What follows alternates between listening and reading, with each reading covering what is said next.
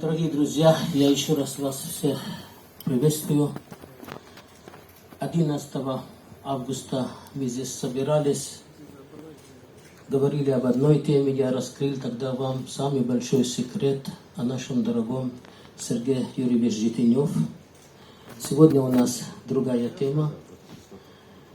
Сегодня тема наша деятельность, которая на протяжении всего лишь 2 года, как мы примерно зарегистрировались, и за это время успели проработать просветительная деятельность наша.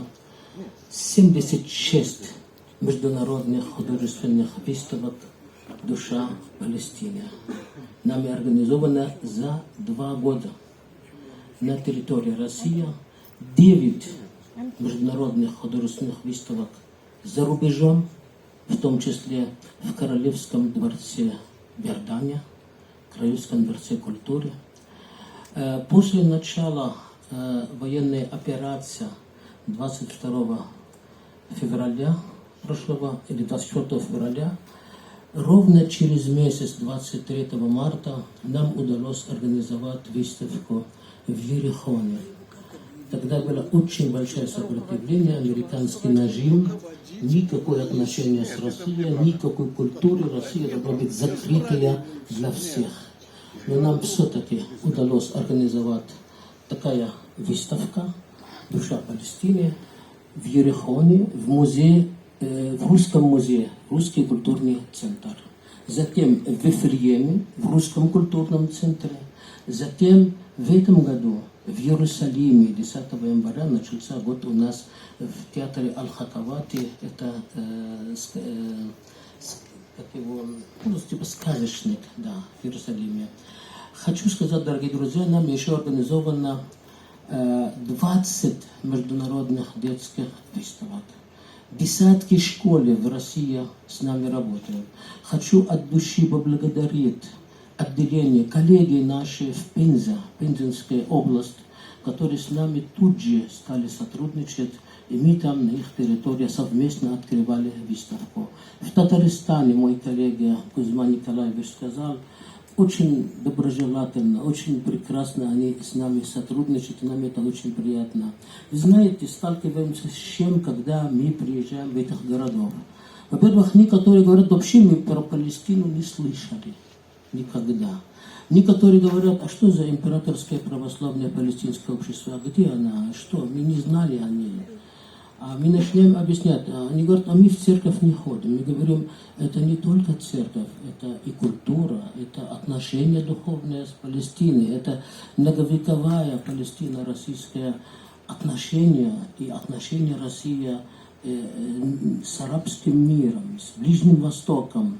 И знаете, результат этих 2 года нашей деятельности, нашей выставки дала огромный результат. У нас сейчас очень много людей подходят и говорят, а как нам поехать в Палестину совершать паломничество?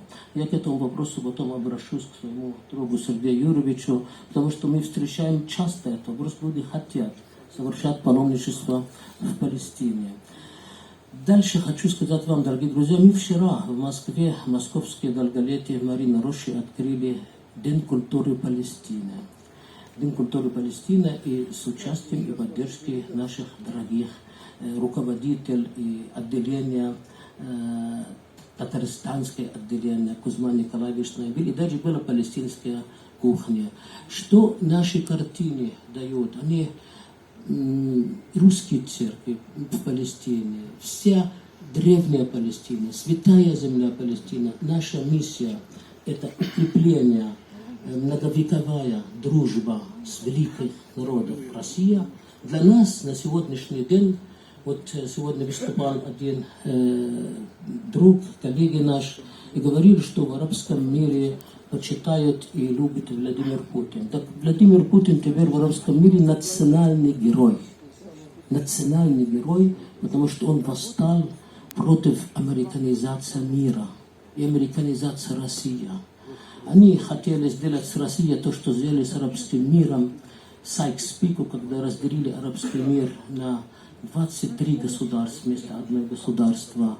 им удалось разделить СССР на 15. Они думают, что Россия можно и на 70 государств разделить. Правильно сказал Сергей Юрьевич сегодня, что они не партнеры, а враги. И надо вещи называть своими именами. Мы, палестинцы и арабы, очень любим Россию. И мы дорожим Россию.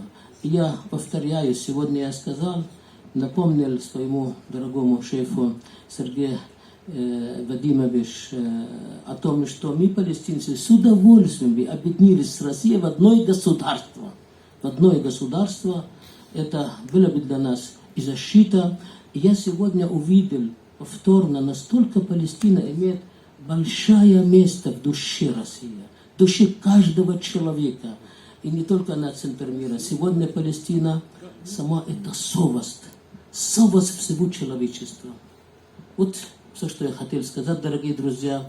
Я вас всех благодарю за то, что вы есть. И этот год является годом педагогов и наставников. Хочу поблагодарить своих преподавателей, которые 40 лет назад, когда я приехал в Россию, не знав ни одной буквы на русском языке, мне учили русский язык. И вместе с ним учили меня любить вас. Когда я прошел вашу историю, прочитал, узнал о вас, я горжусь, что я живу в России. Спасибо вам большое. Спасибо вам, уважаемый Басам Амбалый. Спасибо. Хотел бы пригласить руководителя Нижегородского регионального отделения Олега Алексеевича.